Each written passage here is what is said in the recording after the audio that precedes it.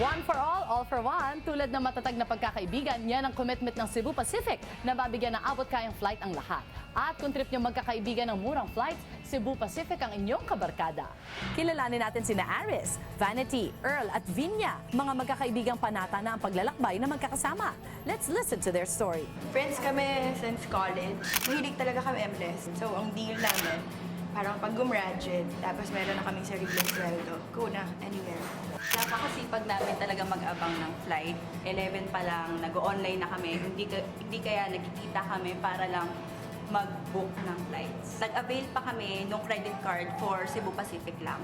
Kaya mas nauunahan na kami ngayon sa general public sa pag-book ng flights namin. Sobrang dami na talaga Sobrang napuntahan, all via Cebu Pacific. Siyempre kapag nagta-travel ka, kailangan yung services maganda. Pero hindi naman kailangan na gumastos ng sobra.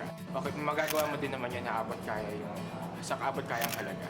It's a learning experience kasi new culture, kunyari pupuntahan namin, inaaral namin yung mga basics, yung kunyari yung language doon.